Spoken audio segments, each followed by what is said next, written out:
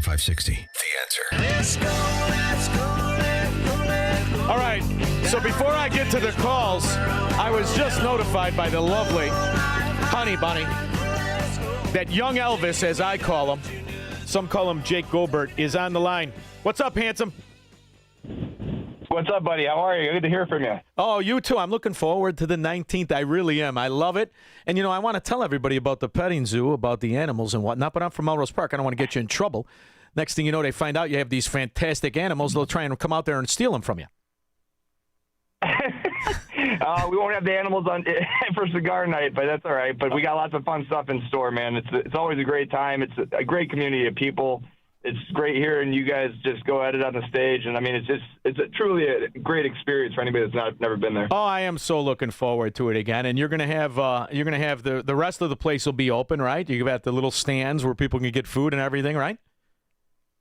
We'll have stuff there, yeah. So it'll be a good time. We'll be open. We got a lot of stuff going on. We got a lot of stuff planned. I mean, you know, honestly, just hearing you and Dan go at each other is fun enough for me. So yeah, well, Alex Marlowe is no lightweight either. It's going to be a great time, and I'm not gonna tell everybody how you stuck up for me. When I don't know if that was, I don't think it was your wife. It might have been your work wife, the manager. She's like, "What are you doing, letting this guy smoke in here?" And you're like, "Leave him alone. He could smoke in here." Best night ever. I really enjoy it. I'm looking forward to it. Well, thanks, Shaun. Yeah, we'll look forward to it. I mean, get the tickets, get out there, get your families, bring your kids. It's a great experience for everybody. It really is. Yes, and tell your mother and father I said hello, and I'm hoping that they'll be there. But if not, we'll catch them when we go out there. I'm going to take. I got a bunch of little kids now in the family. I got nieces. I got a couple of new nephews, and it's good because they're all afraid of me because I tell them I'm going to break their feet. So we'll bring them out, and I promise they'll behave. All right. All right. Thanks, Shaun. We'll see you in a couple weeks, buddy. Thank you, Jake. Talk to you soon. Bye. Bye. Telling you, Honey Bunny, am I wrong? Young Elvis. If they ever make a remake, he could play the young Elvis. Glenn, Orlando. Hey, Shaun, how you doing? Wonderful. How are you? I'm good. So is Illinois considered the death state? Because, you know, you hear about the police officers getting killed. And by the way, their family has a life sentence also due to their death. Oh. Then you have assisted suicide trying to get through the House, I think, in Illinois.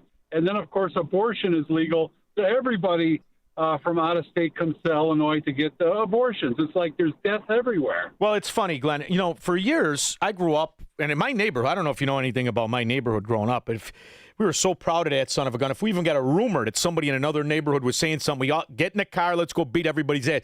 We were proud, right? You know, and then I went to the Mercantile Exchange, proud to be around all of the business and people, so proud.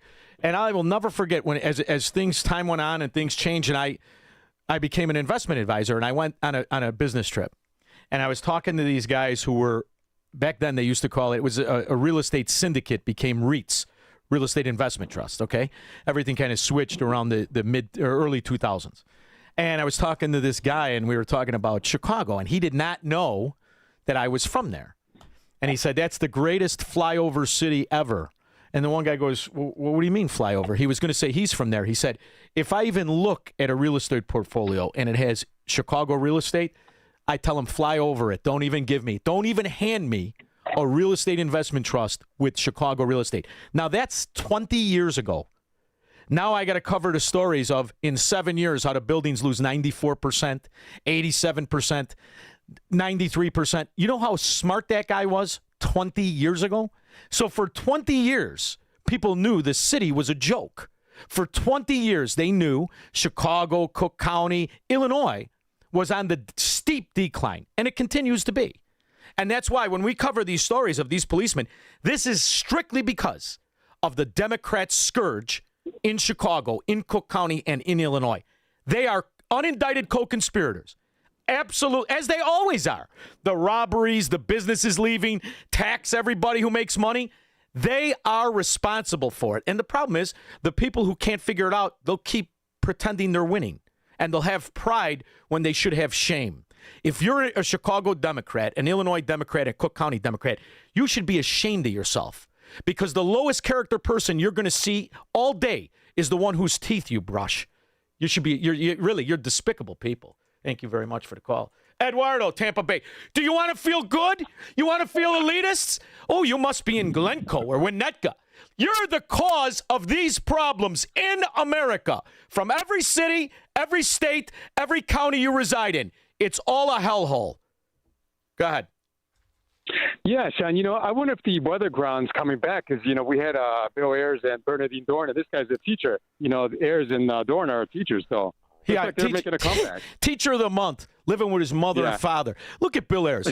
Another puke trust fund baby and that dog-ass wife of his. Look at these people. Just look at them. And then when you listen to them, it's so ridiculous. All of the bulldung. You're going to be lectured to now by who? Every Democrat? I just don't even know why there aren't uprisings all over the country. Maybe there will be. People need to start taking to the streets. This is a dictator. There needs to be unrest in the streets for as long as there's unrest in our lives. Enemies. See, you guys want to have all the unrest. We just want to get away from you. So let's secede. No more violence. No more. We don't have to do any violence. Take your plans. Take your health care, your taxation. Take the areas you've already destroyed and let the other people go. If they've got a house that you want to tax them on, you tell them what it's worth, what they're paying taxes on, give them the money, and let them go. We'll take all the good people. After all, it's already happened. 11 states in this country are responsible for 70%. Are you listening? 70% of the GDP. You Democrat morons cannot exist on your own. I've known it. We've said it for years. And now the proof is in the pudding. And now you're going to tell me about how reasonable I have to be after what you've been doing since 2015? The state. Show me where it says that protests are supposed to be polite and peaceful. Do something about your dad's immigration practices, you feckless. When they go low, we kick them. How do you resist the temptation to run up and wring her neck? The biggest terror threat in this country is white men, most of them radicalized up to the right. I thought this is the other thing. White and black. This was never a point before Barack Obama. And now some say it was a distraction because Barack Obama was never accomplished, never did anything. Bust out, late on his payment. Others say it was a distraction because, his wife looks really manly, looks really masculine. And there were all questions about his sexuality. I personally don't give a rip one way or the next. But one thing I'll say is, never have I seen so many people who are worth tens of millions, hundreds of millions. You don't know because they set up schemes. Always play to be the victim. Now, here is Michelle Obama, and the only victim she should play is victim of the ugly stick, which apparently she was beat with every day of her life from birth until about 30. So Michelle Obama in this video is sconced in gold, in designer clothing. She has tens of millions of dollars worth of real estate, and she's going to tell you how her unqualified, never worked ass, and by the way, never had a job, that when she left after she got it because of political clout, they ever replaced her at any job. Never. She's going to tell you how she's a victim. We don't articulate as Black women our pain because it's almost like nobody ever gave us permission. You know what's really upsetting about this on behalf of women, which I feel very comfortable speaking for?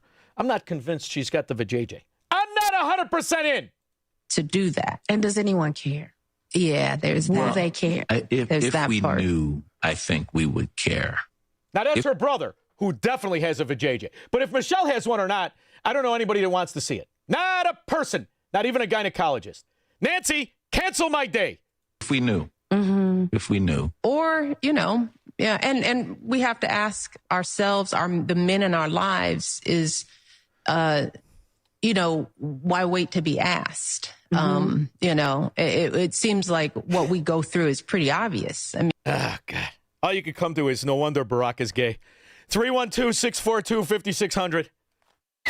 Broadcasting from the petri dish of corruption known as the state of Illinois. In the upper Midwest, the nation, and around the world. This is the Shaun Thompson Show on AM 560. The Answer.